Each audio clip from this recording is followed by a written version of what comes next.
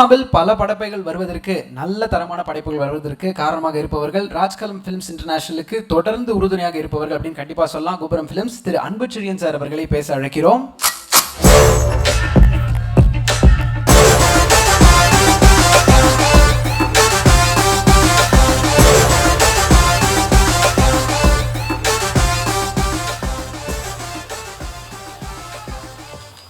எல்லாருக்கும் வணக்கம்.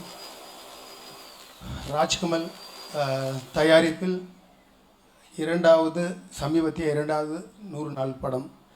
ஏற்கனவே அண்ணன் கமலஹாசன் அவர்கள் நடிப்பில் தயாரிப்பில் விக்ரம் மாபெரும் வெற்றி அடைந்து அதை 100 நாள் ஃபங்க்ஷன் இதே இடத்தில் தான் நடத்தினோம்.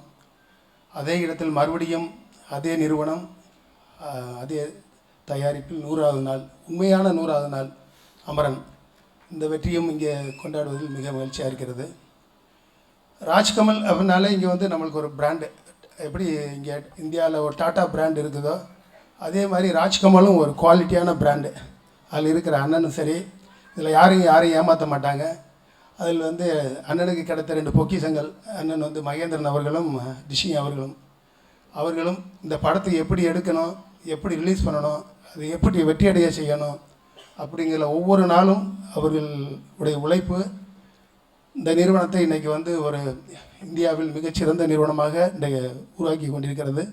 அண்ணன் மேலும் நிறைய படங்களை இதே மாதிரி தயாரித்து வெற்றி படங்களை உருவாக்க வேண்டும்.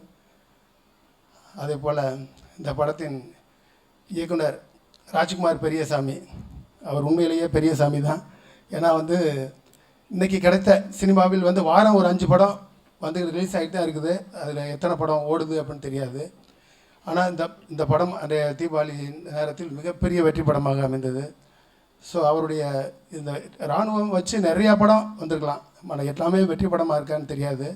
அவருடைய ஸ்க்ரீன் ப்ளே, அவர் வந்து சொன்ன விதங்கள் ஒன்று வந்து தீபாவளி அன்னைக்கு கொண்டாட வேண்டியவங்க எல்லோரும் அழுதுகிட்டு போய் கொண்டாடினாங்க.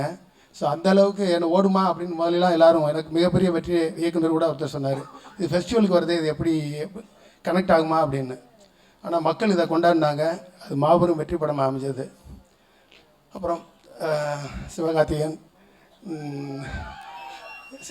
சிவாவுடைய உயரம் எங்கேயோ போயிருக்கு. ஆனால் மிக வெற்றி படத்தை நிறையா கொடுத்துருக்கிறாரு. பட் இருந்தாலும் அது இந்த படம் வந்து அமரன் வந்து ராஜ்கமல் அவர் நடித்தது பெரிய மகுடம் மாதிரி அவருக்கு இந்த படம்.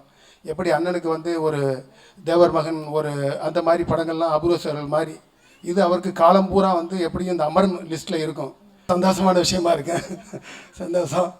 ஆமாம், அதனால் இதே மாதிரி நிறையா படங்கள் நீங்கள் செலக்ட் பண்ணி நடிப்பீங்க, இருந்தாலும் வாழ்த்துக்கள் சிவா. அப்புறம் சாய் பல்லவி அவர்களை இயக்குனர் இந்த படத்தில் எப்படி வாழ வைத்தார், நடிக்க வைத்தாருங்கிற மாதிரி முழுக்க அவங்க இந்த வெற்றி படத்தில் ஒரு முக்கியமான காரணம். வாழ்த்துக்கள் மேடம். எங்கள் மிகவும் பிடித்த இன்றைய இசையமைப்பாளர்களில் எனது இனிய நண்பர் ஜிவி பிரகாஷ்.